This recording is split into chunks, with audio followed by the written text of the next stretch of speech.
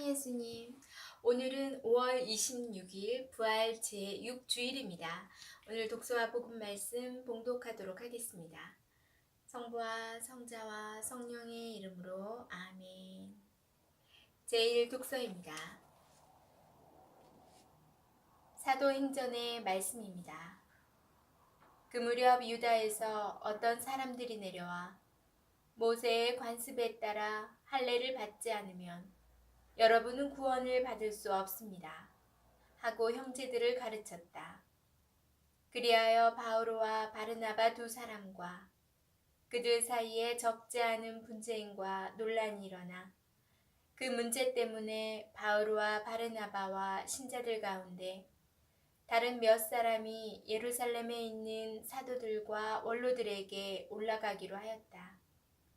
그때 사도들과 원로들은 온 교회와 더불어 자기들 가운데에서 사람들을 뽑아 바오로와 바르나바와 함께 안티오키아에 보내기로 결정하였다.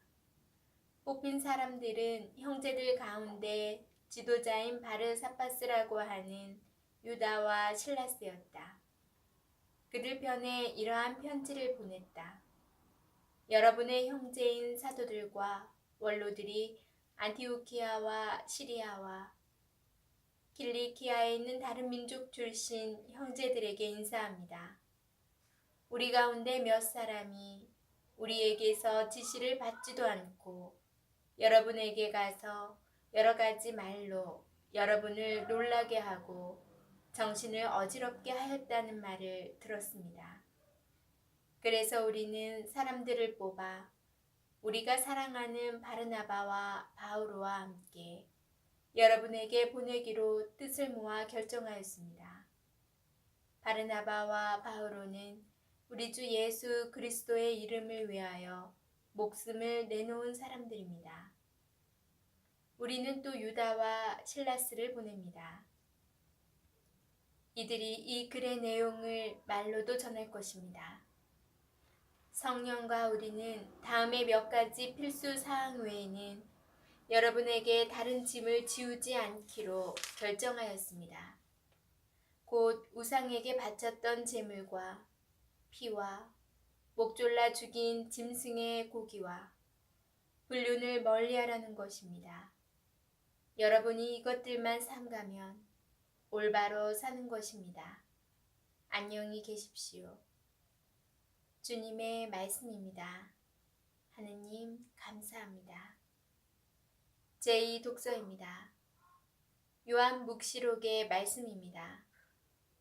천사는 성령께 사로잡힌 나를 크고 높은 산 위로 데리고 가서는 하늘로부터 하느님에게서 내려오는 거룩한 도성 예루살렘을 보여주었습니다. 그 도성은 하느님의 영광으로 빛나고 있었습니다. 그 광채는 매우 값진 보석 같았고 수정처럼 맑은 벽옥 같았습니다. 그 도성에는 크고 높은 성벽과 12성문이 있었습니다. 그 12성문에는 12천사가 지키고 있는데 이스라엘 자손들의 12지파 이름이 하나씩 적혀 있었습니다. 동쪽의 성문이 셋, 북쪽의 성문이 셋, 남쪽의 성문이 셋, 서쪽의 성문이 셋 있었습니다. 그 도성의 성벽에는 12추석이 있는데 그 위에는 어린 양의 12사도 이름이 하나씩 적혀 있었습니다. 나는 그곳에서 성전을 보지 못하였습니다. 전능하신 주 하느님과 어린 양이 도성의 성전이시기 때문입니다. 그 도성은 해도 달도 비출 필요가 없습니다. 하느님의 영광이 그곳에 빛이 되어 주시고 어린 양이 그곳에 등불이 되어 주시기 때문입니다. 주님의 말씀입니다. 하느님 감사합니다. 복음 말씀입니다. 요한이 전한 거룩한 복음입니다. 그때 예수님께서 제자들에게 말씀하셨다. 누구든지 나를 사랑하면 내 말을 지킬 것이다. 그러면 내 아버지께서 그를 사랑하시고 우리가 그에게 가서 그와 함께 살 것이다. 그러나 나를 사랑하지 않는 사람은 내 말을 지키지 않는다. 너희가 듣는 말은 내 말이 아니라 나를 보내신 아버지의 말씀이다. 나는 너희와 함께 있는 동안에 이것들을 이야기하였다. 보호자, 곧 아버지께서 내 이름으로 보내실 성령께서 너희에게 모든 것을 가르치시고 내가 너희에게 말한 모든 것을 기억하게 해주실 것이다. 나는 너희에게 평화를 남기고 간다. 내 평화를 너희에게 준다. 내가 주는 평화는 세상이 주는 평화와 같지 않다. 너희 마음이 산란해지는 일도 겁을 내는 일도 없도록 하여라. 나는 갔다가 너희에게 돌아온다고 한 내 말을 너희는 들었다. 너희가 나를 사랑한다면 내가 아버지께 가는 것을 기뻐할 것이다. 아버지께서 나보다 위대하신 분이시기 때문이다. 나는 일이 일어나기 전에 너희에게 미리 말하였다. 일이 일어날 때 너희가 믿게 하려는 것이다. 주님의 말씀입니다. 그리스도님 참여합니다. 잠시 묵상하겠습니다. 대부분의 동물들과 마찬가지로 바닷가재도 영역 다툼을 한다고 합니다. 이 싸움에서 승리한 가재의 몸속에서는 세로토닌이라는 호르몬이 활성화됩니다. 반면 패배자의 몸에는 옥도파민이란 호르몬이 많아집니다. 세로토닌은 기분 좋은 자신감을 주고 옥도파민은 우울함과 무기력을 줍니다. 그래서 승리자는 계속 승리할 가능성이 커지고 패배자는 두려움에 사로잡혀 누구와도 싸우기를 거부하며 영원한 패배자가 됩니다. 그런데 패배한 바닷가재에게 승리자의 세로토닌을 뽑아 주사하면 다시 자신감을 갖고 싸움을 시작하여 승리자로 변하게 된다고 합니다. 인간은 모두 죄와의 싸움에서 패배자로 태어납니다. 이를 원죄라고 합니다. 그래서 감히 죄와 싸워 이길 생각을 하지 못합니다. 이런 우리가 죄에서 해방되기를 원한다며 승리의 호르몬과 같은 성령을 받아야 합니다. 그리스도께서는 죄와 싸워 마침내 승리하셨고 우리에게 성령을 부어주셨습니다. 성령을 받은 우리는 이제 다시 힘을 얻어 죄와 싸워 승리하게 됩니다. 오늘 복음에서 예수님께서는 십자가의 신비를 제자들에게 설명해 주십니다.